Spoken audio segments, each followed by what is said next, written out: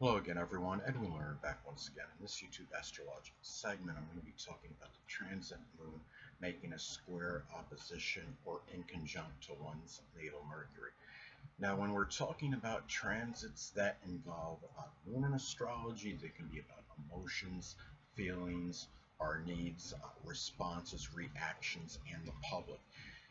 Now, when transit moon is basically making an adverse aspect to natal Mercury, well, this could manifest in the emotions, the feelings, those emotional needs, your responses, your reactions, and the public.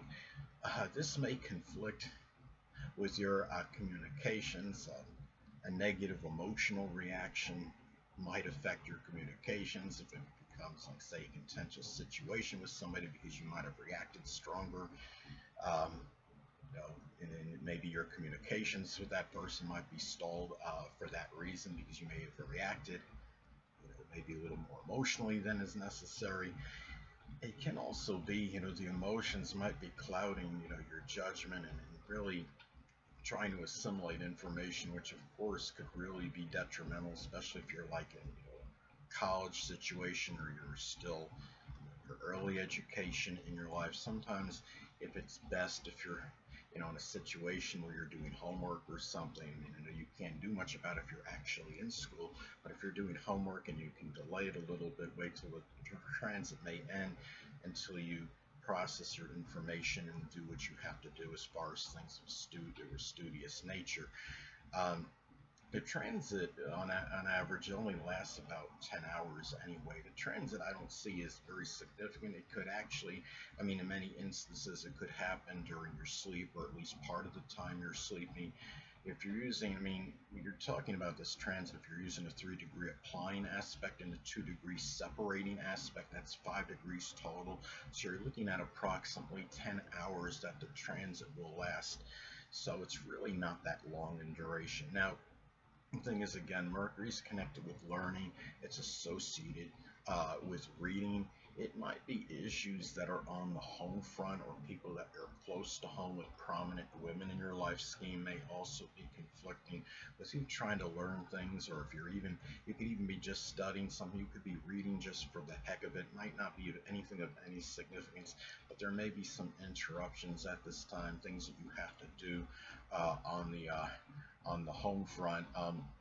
That might take precedence of this in this, or maybe there might be matters that you have to do that are imperative in terms of studying that might actually have to wind up stalling things at home in matters with pertaining to your family at this time.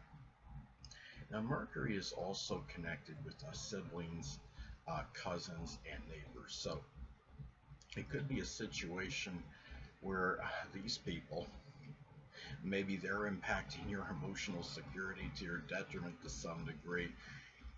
They might just be, it just might be a situation, or maybe even your privacy in some instances. Say if Mercury is in Gemini, they might be very nosy and inquisitive neighbors, siblings, and cousins at this time.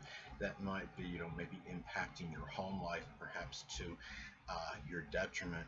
And the thing about this is, now Mercury is also associated with short journeys and local transportation.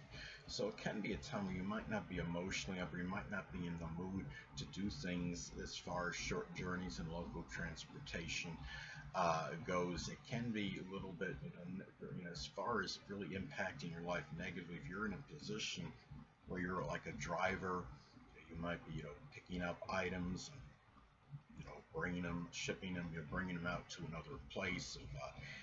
If, you might, or if you're like a bus driver, or something where it's required, to actually drive, and you're in a position where short journeys are figuring prominently in your position, it can be a little bit rough. But remember, the transit is not of a long duration. Again, it's only about 10 hours on average. And anatomically speaking, Mercury is connected with the arms, the hands, the shoulders, um, lungs, the nerves, and even the brain. Now, it can be a time Or if there's any issues with any of these things, you might be a little bit more emotional about it more so than usual. Remember, Mercury is also eyesight, and the moon was either the left or the right eye depending on gender. So in some cases you might be a mild, eye irritation. Maybe something is, blurry or for a little bit. Say if it's in Pisces, say if Pisces is involved in this, it might be something that's a little bit, blurry, a little bit unclear or nebulous. But I would say in a transit like this, if you don't have any problems with your eyes, and even if you do, this is something where it's not going to, if you don't have any to begin with, problems with the eyes, it probably is not going to last for a very long duration. And if you already have an issue with your eye, it might aggravate it a little bit for this time of the transit. Now, another thing too is that when you look at this, Mercury is connected with analysis. So it might be a time where your emotional state might be such, say if the transit moon is in Aries, you might be experiencing somewhat angry or acrimonious emotions. They might be conflicting with trying to analyze or figure something out. Say if your natal Mercury is in Scorpio, it can be something that's really complex and requires a lot of problem solving. If you have Scorpio involved, it could be something connected. Mercury, say your natal Mercury is in Scorpio, it might require, you might be trying to figure out a virus on a computer, or even if Mercury is in, say Aquarius, the sign associated with the internet and computers, you might be trying to figure out something, troubleshooting a computer, but maybe your emotional state is causing a little more difficulty with it at this time.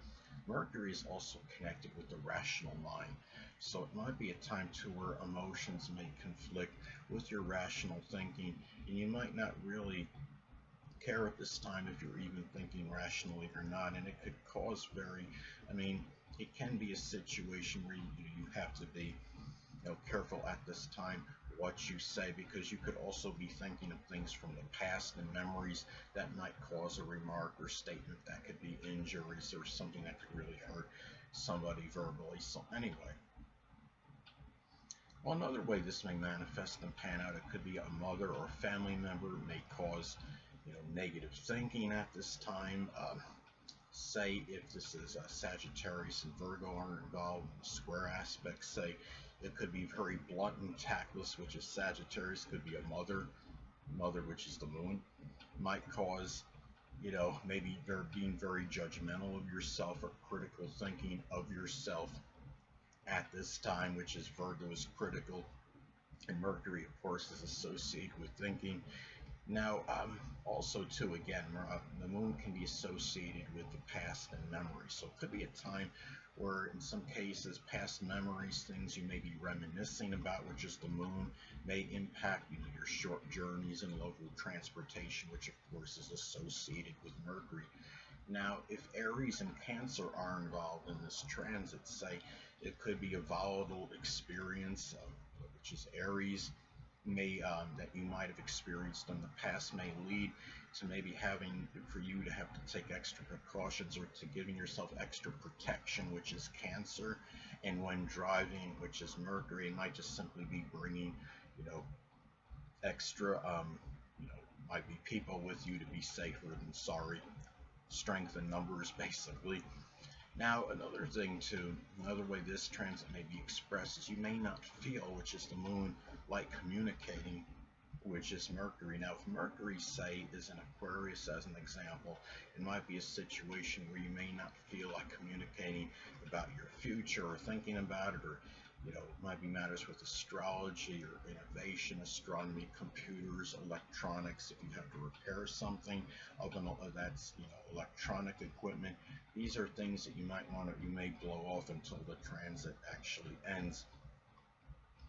Now, another thing too, remember that your home life again may be adversely affected by neighbors. I'm reiterating what I said previously. Now, say for example, if your natal Mercury, if the transit, if your natal Mercury is in Leo as an example, it could be very loud, boisterous, rowdy neighbors. Again, going to Mercury and Gemini as another example, could be very nosy, inquisitive neighbors, and you may want them out of your business.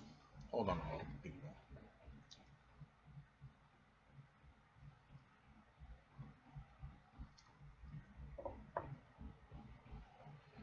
Now, also too, another way this transit may manifest, it could be where you might not be in the mood, to do things, with the hands, which are manual things that require manual dexterity, which of course is Mercury.